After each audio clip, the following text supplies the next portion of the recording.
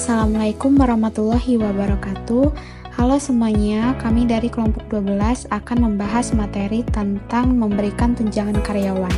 Sebelum memulai pembahasan, perkenalkan terlebih dahulu nama saya Caroline Variati dengan NPM 2411011122 bersama Reva Restuni Amulia dengan NPM 2411011127 dan Aditya Ramadhan dengan NPM 2451011012.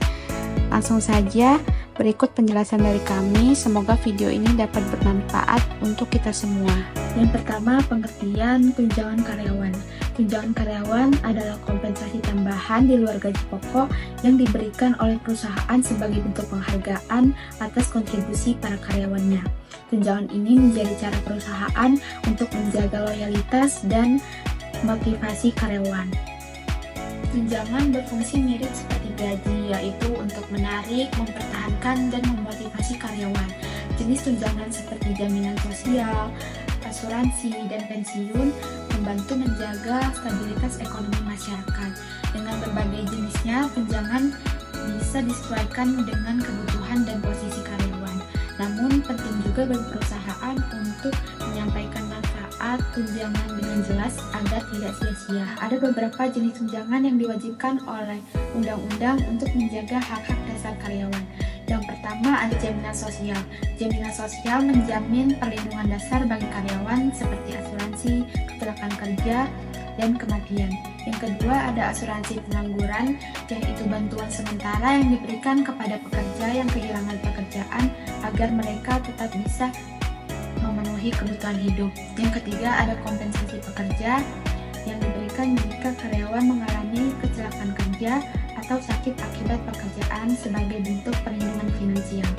Yang keempat ada cuti keluarga dan medis lainnya tanpa bayaran, yaitu hak untuk mengambil cuti dengan alasan keluarga ataupun kesehatan pribadi lainnya tanpa kehilangan status sebagai karyawan. Dan yang terakhir ada tunjangan asuransi kesehatan, yaitu menjamin akses layanan kesehatan bagi karyawan dan keluarga yang dibiayai bersama oleh perusahaan. Jenis-jenis tunjangan karyawan ada 4. Yang pertama ada tunjangan tetap yang diberikan secara rutin bersama gaji pokok. Contohnya seperti tunjangan transportasi untuk mendukung biaya perjalanan ke tempat kerja, dan ada tunjangan makan untuk membantu kebutuhan makan selama jam kerja. Berikutnya ada tunjangan tidak tetap yang diberikan dalam kondisi tertentu. Contohnya seperti tunjangan kehadiran, yaitu untuk karyawan dengan tingkat kehadiran tinggi. Lalu ada tunjangan lembur, yaitu untuk kerja di luar jam normal. Jenis-jenis tunjangan berikutnya ada tunjangan khusus, yaitu berdasarkan kebijakan perusahaan.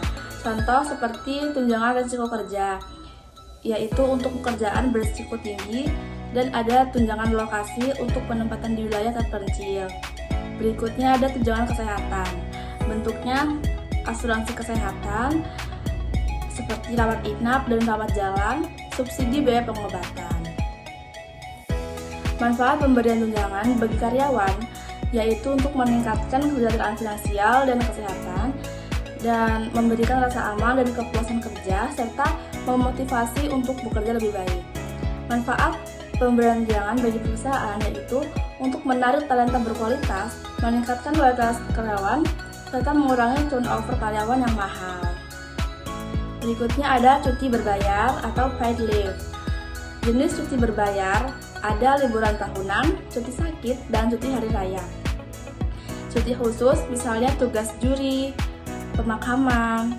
Manfaatnya menjaga keseimbangan kerja hidup karyawan, mengurangi stres sehingga meningkatkan produktivitas. Berikutnya ada asuransi kelompok. Jenis asuransinya seperti asuransi kesehatan meliputi asuransi jiwa, asuransi cacat.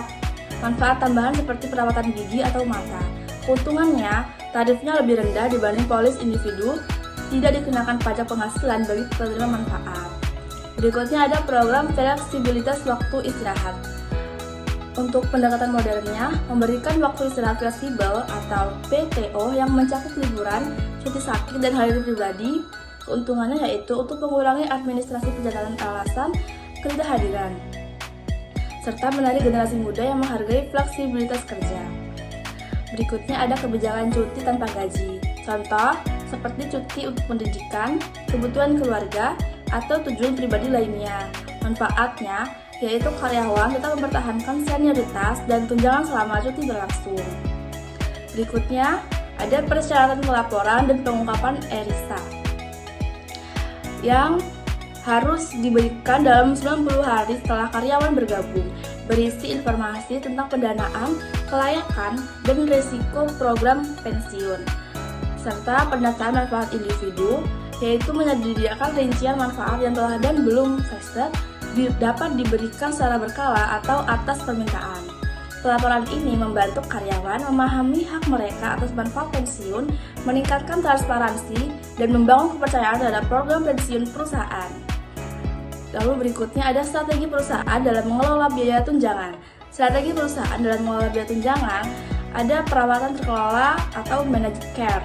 Contoh, HMO, Health Maintenance Organization, dan PPO, Preferred Provider Organization, fokus pada pengendalian biaya melalui sistem jaringan penyedia pelayanan kesehatan. Lalu, yang B, rencana kesehatan yang digunakan konsumen atau CDHP, yaitu kombinasi asuransi dengan deductible tinggi dan rekening tabungan medis untuk biaya kesehatan. Lalu berikutnya ada program kesejahteraan karyawan atau EWP, fokus pada pencegahan risiko kesehatan seperti obesitas dan tekanan darah tinggi melalui edukasi dan fasilitas kebugaran. Memilih tunjangan karyawan. Perusahaan punya banyak pilihan saat menentukan jenis tunjangan untuk karyawan, tapi ada beberapa hal penting yang perlu dipertimbangkan. Yang pertama ada tujuan organisasi. Tujuan harus mendukung strategi perusahaan, misalnya untuk meningkatkan produktivitas atau menarik karyawan baru. Yang kedua ada harapan dan kebutuhan karyawan. Tunjangan akan lebih efektif kalau sesuai dengan apa yang harus benar-benar dibutuhkan karyawan, misalnya asuransi kesehatan atau cuti keluarga. Yang ketiga ada rencana tunjangan fleksibel. Ini memungkinkan karyawan memilih sendiri manfaat yang mereka butuhkan yang jadi lebih personal dan efisien. Yang keempat ada biaya tunjangan.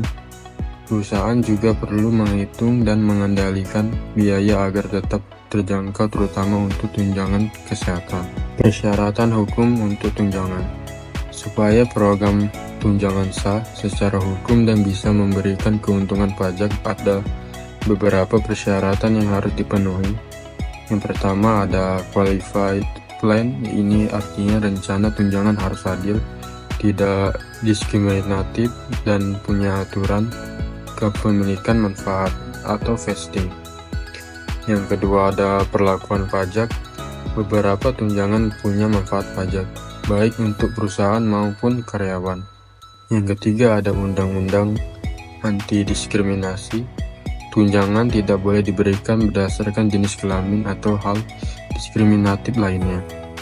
Yang keempat ada persyaratan akuntansi. Semua tunjangan harus dilaporkan dengan benar dalam laporan keuangan sesuai standar dari FASB, menyampaikan informasi tunjangan kepada karyawan. Tunjangan hanya akan efektif jika karyawan tahu dan memahami manfaatnya. Karena itu, penting bagi perusahaan untuk mengkomunikasikan tunjangan dengan jelas. Yang pertama, ada komunikasi bisa dilakukan lewat teknologi seperti email, portal internal, atau aplikasi AR. Yang kedua, ada saat karyawan paham nilai tunjangan yang mereka terima, mereka akan termotivasi, merasa dihargai, dan cenderung lebih loyal kepada perusahaan.